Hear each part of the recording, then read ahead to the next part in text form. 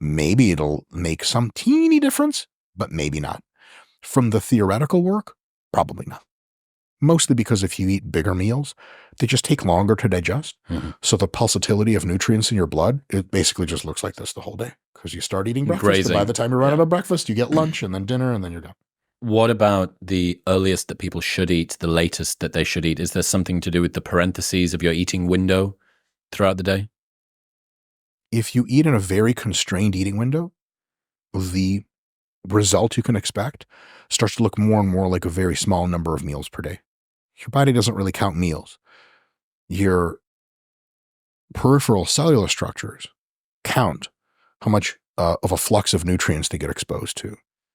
So if you say my eating window is from 8 p.m. to 10 p.m. at night, and I have 4 meals in my eating window every half hour, your body's like, I hear that, but it's just one meal. It's one big meal. Yeah. Like if you still have stomach contents, not in the intestines yet, and you're eating meal number 2, like it's still the same meal.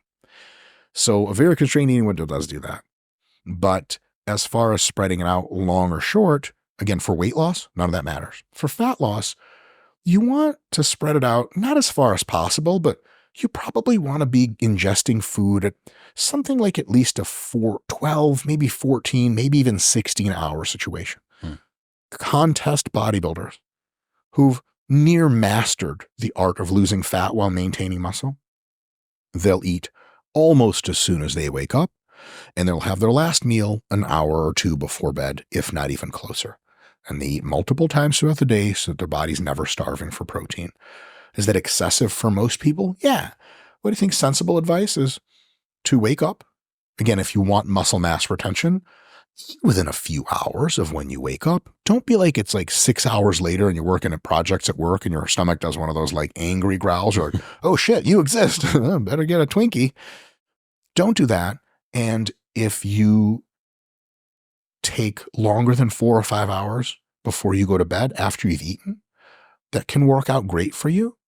But for some people, especially as the diet wears on, especially as they get more hungry, it might interfere with sleep in 2 ways at least. Yep. One is, if you're already hungry when you're trying to fall asleep, it's a non-starter. You're not falling asleep. You're just counting sheep, and one sheep jumps over, and 1, 2, 3. It's like a sheep, but it's like sectioned into meat parts. It's like